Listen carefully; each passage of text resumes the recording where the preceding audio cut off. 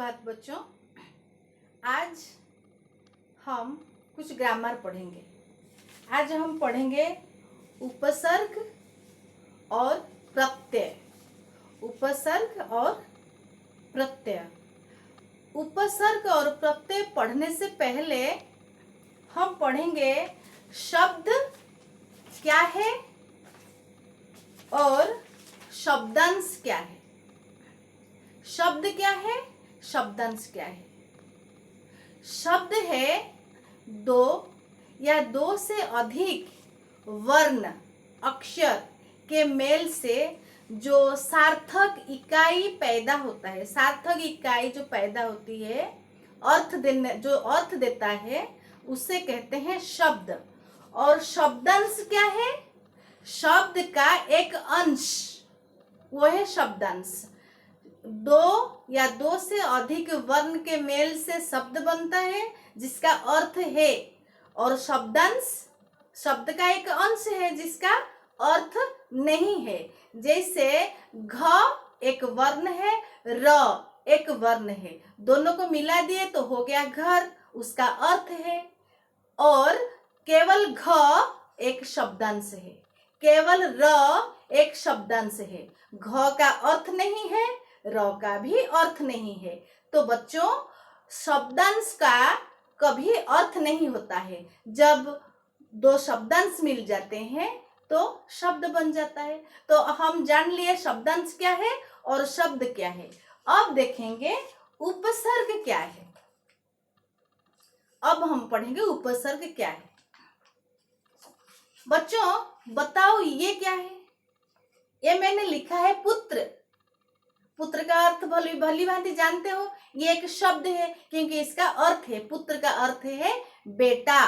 अगर बेटा, साधारण बेटा, अगर इससे पहले मैं एक शब्दांश जोड़ दी, कु जोड़ पुत्र, कु जोड़ पुत्र, ये एक शब्दांश है क्योंकि मैंने पहले से कह दिया कि शब्दांश का कुछ अर्थ नहीं होता। कु जो है उसका कुछ अर्थ नहीं है, लेकिन पुत्र का अर्थ है, ये एक शब्द है, ये एक शब्दांश है।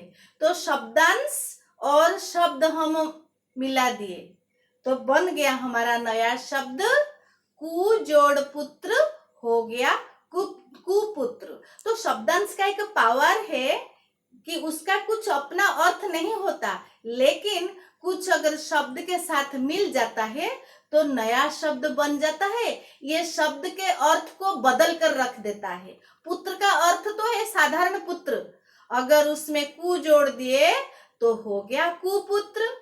पुत्र और कुपुत्र दोनों में बहुत अर्थ में बहुत अंतर है। ठीक उसी तरह अगर हम पुत्र से पहले जोड़ दिए शब्दांश सु, हो गया क्या? सु जोड़ पुत्र, हो गया सुपुत्र। पुत्र का अर्थ जो है, सुपुत्र का अर्थ तो वो नहीं है। सुपुत्र मतलब अच्छा पुत्र, कुपुत्र मतलब अच्छा पुत्र नहीं, बुरा, गंदा पुत्र, जो बात नहीं मानता, बात नहीं सुनता।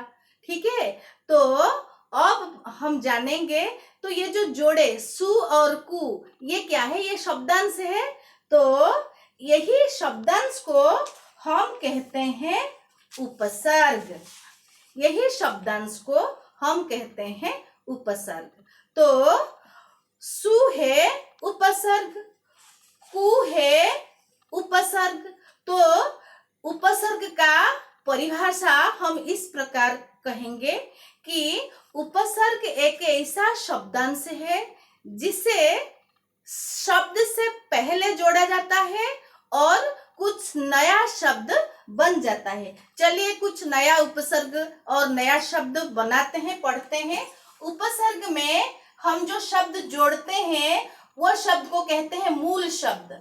उपसर्ग के साथ मूल शब्द जब जुड़ जाता है, नया शब्द बनता है। तो कुछ उपसर्ग और कुछ शब्द लेंगे। नी उपसर्ग, मैंने पहले से कह दिया कि उपसर्ग हमेशा शब्द से पहले जुड़। नी उपसर्ग के साथ दान जोड़ दिए तो नया शब्द मिल गया निदान। बच्चों मैंने पहले से कहा था कि मूल शब्द इसका एक अर्थ है, इसका कुछ अर्थ नहीं है, लेकिन इसके साथ मिल जाने के बाद कुछ नया शब्द मिलता है, नया अर्थ के साथ शब्द मिलता है। दान का अर्थ जो है, निदान का अर्थ वह नहीं है, कुछ अलग है।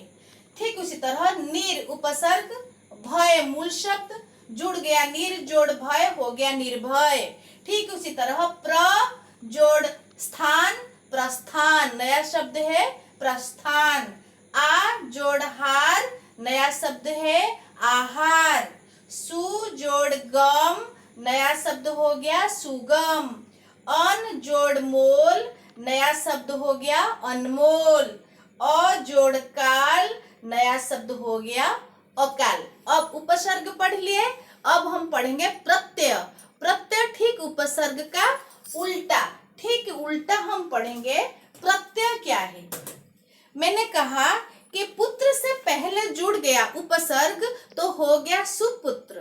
ठीक उसी तरह पुत्र के बाद हम जोड़ेंगे और एक शब्दांश ई, पुत्र जोड़ ई।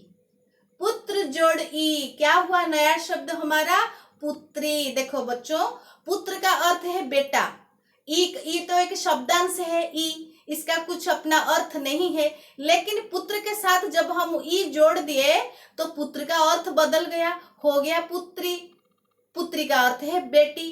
तो प्रत्यय को हम शब्द के बाद में जोड़ते हैं और उपसर्ग को हम शब्द के पहले जोड़ते हैं। चलो कुछ नया प्रत्यय और नया शब्द जोड़ के नया शब्द बनाते हैं।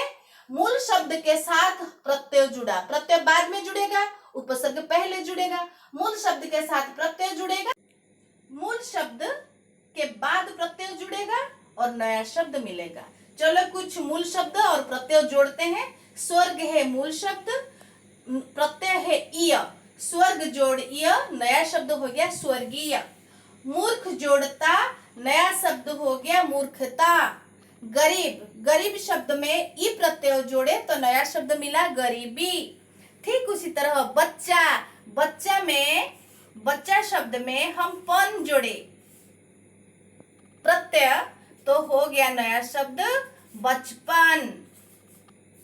ठीक उसी तरह स्वभाव शब्द में हम एक प्रत्यय जोड़े तो हो गया स्वाभाविक, स्वाभाविक।